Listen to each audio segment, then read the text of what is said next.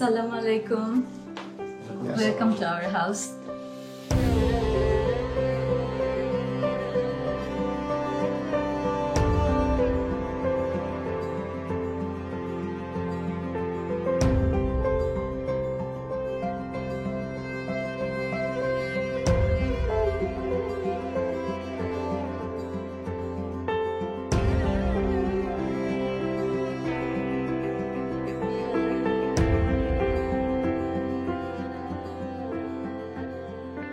আমি ইশরাত পারভিন লীনা। আমি ঢাকা ইউনিভার্সিটি থেকে লতে গ্র্যাজুয়েশন নিয়েছি, কিন্তু যদিও আমি ল গ্র্যাজুয়েট, আমি নিজেকে একজন আর্টিস্ট হিসাবে পরিচয় দিতে বেশি ভালোবাসি। আমার হাজবেন্ড, আমি আনোয়ার ফারুক। আমি সরকারি চাকরিতে ছিলাম, কৃষি সচিব হিসেবে অবসর গ্রহণ করেছি 2016 সালে। এটা আমার ড্রয়িং রুম। এখানে আমি একটা শেলফ করেছি, এটা আমার প্ল্যান করেই করেছি, যাতে এখানে বই, গাছ আর কিছু প্রিয় শোপিস রেখেছি। এটা আমার ছোট মেয়ের খুব প্রিয় জায়গা। সে খুব সিরিজ দেখতে পছন্দ করে, গান শুনে নিজের মতো থাকতে খুব পছন্দ করে। ওর সবসময় রিকোয়ারমেন্ট ছিল আমাকে এরকম একটা জায়গা করে দিবে যেখানে আমি সারাক্ষণ আমার মতো সময় কাটাবো। আমি মূলত আমার পুরনো বাসার যা ফার্নিচার কিছুই চেঞ্জ করিনি। এখানে শুধু আমি সোফা সেটের কালারটা চেঞ্জ করেছি, যেহেতু আমি আগের থেকে চিন্তা করেছিলাম অপোজিট ওয়ালটাকে আমি গ্রিন করব। আর এই ছবিটা আমার আঁকা। আসলে আমরা তিনজনই, আমার দুই মেয়ে এবং আমরা তিনজনই ছবি আঁকি। তো যার জন্য আমাদের সবসময় ফোকাস থাকে যে ছবি যাতে খুব প্রমিনেন্ট হয়, ওইগুলাতে যাতে স্পটলাইটটা পড়ে। এই ছবিটার নাম হচ্ছে জয় পরাজয়। এটা আমার খুবই ফেভারিট। এটাতে অনেক কিছুই আছে এই ছবিটাতে, পুরো বিশ্বের যে যুদ্ধ, পলিটিক্স সবকিছু। আমি রঙের ক্ষেত্রে আমি বার্জারের লাক্সারি সিল্কটা ব্যবহার করেছি, হোয়াইট আর সামান্য একটু অফ হোয়াইট মিক্সড করে। পুরো বাসাতেই আমি হোয়াইট করেছি, শুধু দুটো ওয়ালকে আমি গ্রিন করেছি, পুরোটাকে যাতে মোনোটোনাস না হয়ে যায়। এই ওয়ালটা আমার খুবই ফেভারিট। আমার মনে হয় ওয়ালের কারণেই আমার ছবিগুলিকে আরো ভালো লাগছে। এই কর্নারটায় আমি আমার ছোটবেলার তানপুরাটা রেখেছি, এখন যদিও এটা ইউজ হয় না। এখানে আমি আমার হারমোনিয়ামটাকে রেখেছি। আমার তিনজন বাচ্চায় যেহেতু গান বাজনার একটু প্র্যাকটিস করতে হয়, এই জন্য এমন একটা কমন প্লেসে রেখেছি যাতে যার যখন খুশি এটাতে বসতে পারে। আর এই প্যাচ ওয়ার্কটাও আমার করা, আমার খুব ভালো লাগে। প্যাচ ওয়ার্ক আমার খুবই ভালো লাগে।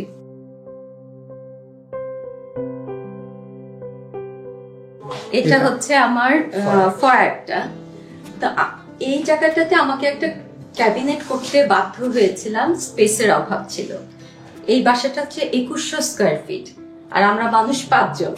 তা আমাদের স্বাভাবিকভাবে স্টোরেজের খুব সমস্যা হয়ে যাচ্ছিল, যার জন্য এই জায়গাটা আমাকে ক্যাবিনেট করতে হয়েছে। এখন এটা আমার খুবই ফেভারিট একটা জায়গা, আমার শুধু না, আমার বাচ্চাদের। আমরা এখানে খুব ছবি তুলতে ভালোবাসি। এটা একটা ফটো কর্নার হয়ে গেছে, আমার সবচেয়ে প্রিয় জায়গা এটা। আর এখানে আমার একটা পেন্টিং আছে, ওয়ালটাকে যেহেতু আমি ব্ল্যাক করেছি। এখানে আরেকটা জিনিস আছে, এই পটারিগুলি দেখেন, পাঁচটা পটারি, আমরা 5 জন। এটা আমার খুব রিসেন্ট আঁকা। আমার ছোট মেয়েটা হংকং এ আছে, তো আমি ভাবছিলাম যে একটা বিজি স্ট্রিট আঁকবো, তখন ভাবলাম যে হংকং এর ছবি আঁকি, সেই হিসাবে এটা আঁকা। আর এখানে হচ্ছে আমার সব ফ্যামিলি ছবি, আমার ছেলে মেয়ে, আমরা বিভিন্ন সময়, বিভিন্ন বয়স, বিভিন্ন সময়ের। হ্যাঁ, আপনারা যে দেখেছিলেন ফর্মাল লিভিং এর যে শেলফটা, সেটারই আরেকটা পার্ট এই অংশটা, শেলফটা। আমার খুব শখ ছিল একদম উপর থেকে নিচ পর্যন্ত থাকবে। এটা আমার ছেলের রুম। আমার ছেলের রুমটা আসলে ও নিজে ডিজাইন করেছে। এবার ওকে আমি সম্পূর্ণ আমার ছেলে মেয়েদেরকে ওদের স্বাধীনতা দিয়েছি যে তুমি যা পছন্দ করো তাই করো। তো ওর খুব শখ ছিল একটা ব্ল্যাক ওয়াল করবে, যার জন্য যে ব্ল্যাক ওয়াল করেছে। এই সমস্ত জিনিস ওর যা মাথায় এসছে ও করেছে। এখানে ওর বই আছে, শুগুলি আছে। আর এই শিপটা ও নিজে করেছে। শিপটার একদম প্রতিটা অংশ কিন্তু একদম টুকরো টুকরো ছিল, একদম জোড়া দিয়ে দিয়ে আমার কাছে মনে হয়েছিল যে অসম্ভব এটা শেষ করা, কিন্তু ও এটা শেষ করেছে। ও একটু গান বাজনা করে, ওর কিছু রিকোয়ারমেন্ট থাকে সব সময়। এই কাজটা যখন আমরা করি, ছেলে হয়তো নেট থেকে দেখে আমাদেরকে বললো যখন আমাদের বাসায় কাজ চলে যে আপু আমি আমার একটা ওয়ালপেপার করতে চাই, কিন্তু আমরা তখন এই কাঠগুলো সংগ্রহ করি আমাদের গ্রামের বাড়ি আমার খামার থেকে। কিন্তু যখন আমরা মিস্ত্রিকে কাজ করতে দিই সে বুঝতেই পারে না যে কেন রাফ কাজ হবে, সেটাকে স্মুথ করতে যায়, এক একটার সাথে একটা কাঠ মিলাতে চায়। আমরা বললাম যে না, এটা মিলানো যাবে না, কাজটা এরকম হবে। এবং এটা বসে থেকে 2 দিন লেগেছে মিস্ত্রিকে বুঝিয়ে এই কাজটা করতে। প্রথমে ওরা খুব হেসেছিল, কিন্তু পরে মিস্ত্রি এত পছন্দ করেছে যে এই কাজটাই ওরা ছবি নিয়ে গেছে, বিভিন্ন জায়গায় এখন করবে বলছে। আর এই কর্নারটা দেখছেন যে এখানে আমার ছেলে একদম সে প্লে গ্রুপ থেকেই তার ওই সময় একটা ক্রেজ ছিল পোকেমন সংগ্রহ করা, সেই ক্রেজটা এখনো সে তার লালন করে এবং তার সংগ্রহে প্রায় কয়েক হাজার পোকেমন ফিগার আছে। এটাও একটা আমার ছেলের রিকোয়ারমেন্টস যে তার পোকেমন সংগ্রহের জন্য একটা কর্নার দিতে হবে, সেই উদ্দেশ্যে কিন্তু এই কর্নারটা করা। আমার ছেলে খুব বলছিল যে ওর জন্য একটা ওয়ারউলফ এঁকে দিতে।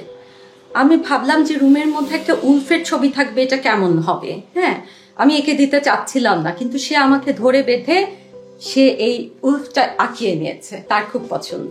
এটা হচ্ছে আমার ছোট মেয়ের 2টা পেন্টিং, আমার খুব ফেভারিট। এখন আমার কিচেনের কথা বলি। আমার আগের বাসায় আমি কিচেন নিয়ে একদমই চিন্তা ভাবনা করিনি, সেটা আমার কাছে মানে সবসময় পরে হর্ন করেছে যে আমি কেন কিচেনটাকে নিয়ে ভাবিনি। তো এই বাসাটায় আসার সময় আমরা মানে আমার সবসময় এই জিনিসটা মাথায় ছিল যে কিচেনটা যাতে আমার খুব পারফেক্ট হয়। এটা 2007 সালের করা, এত বছর এটা ভাড়া ছিল। আমি যখন বাসাটায় আসলাম কন্ডিশন দেখে খুবই মন খারাপ হয়ে গেল, কারণ ফ্লোর টোর একদমই নষ্ট হয়ে গেছিল। তখন ভাবলাম যে আচ্ছা করবোই যেহেতু কাজ, তখন পুরোটাই ভালোভাবে কাজটা করে নিই। টাইলস যেহেতু ভাঙতেই হয়েছে, আমরা এই কিচেনটাকে ওপেন করেছি। এই সার্ভিং টেবিলটা আমার খুব পছন্দ, আমার খুবই কাজের। আমি 2 সাইডে জিনিস রাখার জায়গা করেছি। আমাদের মিস্ত্রি বুঝতেই পারছিল না এটা কিভাবে হবে, কিন্তু আমি বলেছিলাম যে না, এটা করতেই হবে। একে একে অনেক কষ্ট করে তাকে বুঝাতে হয়েছে। এখানে আরেকটা বিষয় বলে রাখি, এই যে আমাদের এই কিচেনে আগে থেকেই শখ ছিল যে আমরা একটা লাল ব্রিক্স কিছু কাজ করব, কিন্তু বাসার পুরোনো বাড়ি তার ওয়াল কোনোটা চেঞ্জ করা যায়নি। বা যেহেতু আমরা এই ওয়ালটা ভেঙেছি, সেজন্য আপনি দেখেন যে আমরা এই কিচেনে কয়েকটা ওয়ালে কিন্তু ব্রিক্সের কাজ করেছি। এখানেও সমস্যা হয়েছিল, ভালো মিস্ত্রি পাওয়া যায় না রাজমিস্ত্রি কোভিডের কারণে। আর কিচেনে আরেকটা বিষয় ছিল যে উপরে যে লাইটিংটা দেখছেন, এটাও কিন্তু আমাদের নিজের ডিজাইন করা, যে কিভাবে লাইটিংটা হবে, কোথায় হবে। এবং এই লাইটিংগুলো অ্যারেঞ্জ করো তখন খুব দুঃসাধ্য ছিল, যে কোভিডের কারণে দোকান মধ্যে পাওয়া যাচ্ছে না। তাকগুলো যে করা হয়েছে, সেলফগুলো করা হয়েছে যাতে জিনিসগুলোকে খুব সুন্দরভাবে অ্যাকোমোডেট করা যায়, যে কোথাও কাঁচের জিনিস থাকবে, কোথাও ইমিডিয়েট ইউজার কোনটা, কোথায় চা থাকবে, কোথায় কফি থাকবে, কোথায় সসেস থাকবে, এগুলো জিনিসগুলোকে এভাবে সাজানো হয়েছে। আমাদের কিন্তু কোনো হেল্পিং হ্যান্ড নাই, যার জন্য নিজেরা আমরা কাজ করি। আমি সার্ভেন্টস টয়লেট, সার্ভেন্টস রুম সব তুলে দিয়েছি, সব তুলে এই জায়গাটাকে ওপেন করে জিনিসটাকে বড় করেছি।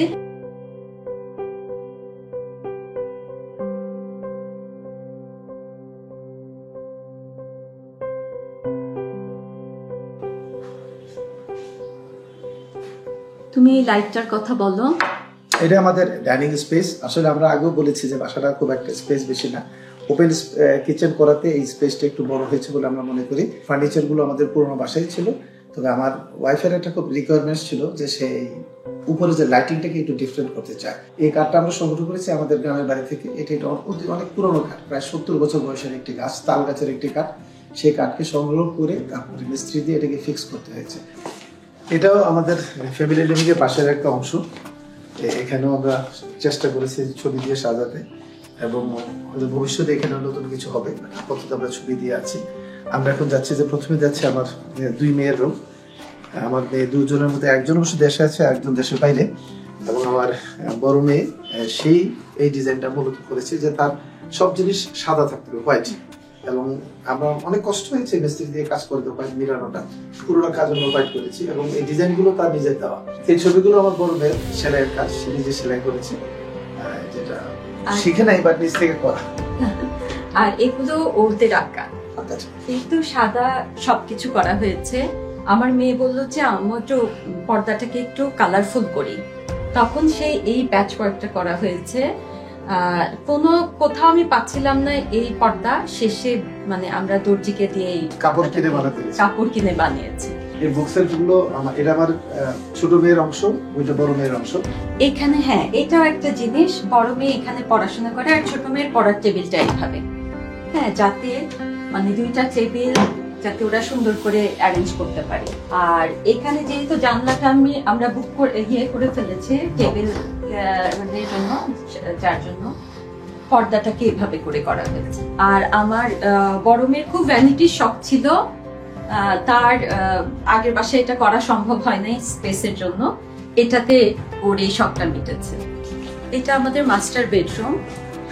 এই চেয়ারটাকে তো আমার ওয়াইফ নিজে ডিজাইন করেছে, কাচুয়ার কাপড় দিয়ে করেছে, যাতে শখ করেছে কেমন পায় দেখার জন্য। আর মনে করি ইউনিক একটা জিনিস।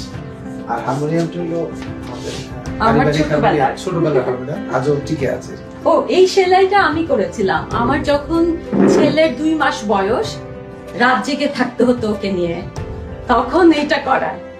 একদম ছোট্ট একটা ইয়ে থেকে ডিজাইনটা নিয়ে করেছিলাম, অনেকদিন লেগেছিল এটা কাজটা শেষ করতে।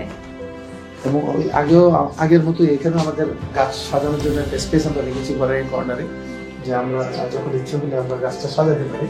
এবং এই ডিজাইনটাও আমার ওয়াইফের ডিজাইন করা, যেভাবে আমরা গাছটা সাজাতে পারি। আমাদের বারান্দাটা খুব বড় না, কিন্তু বারান্দাতে গাছ রাখলে বসার জায়গা থাকে না, সেজন্য কিন্তু আমরা গ্রিল করে বাইরে গাছগুলো অ্যারেঞ্জ করেছি, আর এখানে একটু বসার জায়গা করেছি, যে চা কফি খাওয়া যায়।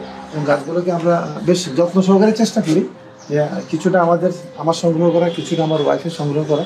আমরা মনে করি যে বাসায় একটু সবুজ একটা ভিউর জন্য এই গাছগুলো খুব দরকার। যে আমরা যখন এখানে বসি, বিশেষ করে শীতকালে সকালবেলা রোদে বসে একটু চা খাওয়া, কফি খাওয়া, গাছগুলোর সাথে থাকা, অনেক পছন্দ। আমাদের আসলে গাছ খুব প্রিয়, ওরও আমারও। তো আমরা যেহেতু মানে বড় গাছ এখানে করতে পারছি না, তাই ছোট ছোট গাছ করছি, যাতে সহজে রুমে নিয়ে একটু ঘরটাকেও সাজাতে পারি। এই দিকটা হলো আমাদের ফ্যামিলি লিভিং। আমরা দেখছি যে আমরা এখানে বসে আছি, আমরা প্রায় সময় এখানে বসে চা খাই।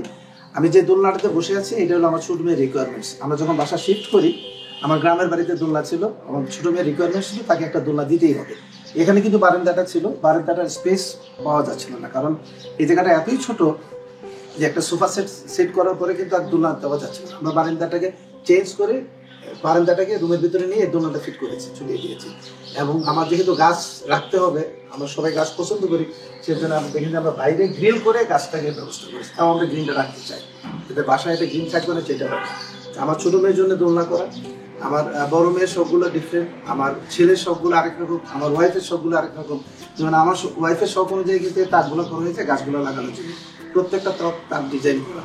এবং এই পাশে যে আপনি তাকটা দেখছেন, এগুলো তার ডিজাইন করা। এবং এই কাঠগুলো আমরা গ্রাম থেকে, আমার নিজের গাছের কাঠ, সেখান থেকে আমরা সংগ্রহ করে বানিয়ে দিয়েছি। আপনি বলবেন যে আমাদের ফেবুলাস হাউস, যেটা আমাদের কাছে ফেবুলাস হাউস হলো ওইটি। আমাদের বাসার প্রত্যেকটা জিনিস যে আমার ছেলে মেয়ে যে যেটা ব্যবহার করে তার পছন্দ অনুযায়ী করা। ছেলের রুম ছেলের চয়েস অনুযায়ী করা, আমার মেয়ের রুম 2 মেয়ের পছন্দ অনুযায়ী করা, তার পড়ার টেবিল, তার খাট, তার বাথরুমের ডিজাইন, তার পর্দার ডিজাইন, সবগুলো তার নিজের পছন্দ। আমার স্ত্রী ছবি আঁকে, তার ছবিগুলোকে আমরা বিভিন্ন জায়গায় সাজিয়েছি তার পছন্দ অনুযায়ী। এবং কোথায় কোন ছবিটা হবে, কোথায় কোন গাছটা হবে, এটা কিন্তু তার আইডিয়া থেকে করা। যদিও বাসাটা খুব ছোট, কিন্তু আমরা মনে করি যে আমাদের ফ্যামিলির 5 জন সদস্য, আমরা 5 জনই এই বাসা নিয়ে অত্যন্ত হ্যাপি। আমার কাছে ফ্যাবুলাস হাউস মানে একটা প্রশান্তির জায়গা, যেখানে আমরা দিন শেষে ঘরে ফিরে খুব রিল্যাক্স লাগবে, কোনো কিছুর বাড়াবাড়ি থাকবে না, আবার সবকিছু আমার নিজের হাতের কাছে থাকবে। আমার সব কোণে আমার কিছু স্মৃতি থাকবে যেগুলা আমাকে আনন্দ দিবে, আর এটাই আমার ফ্যাবুলাস হাউস।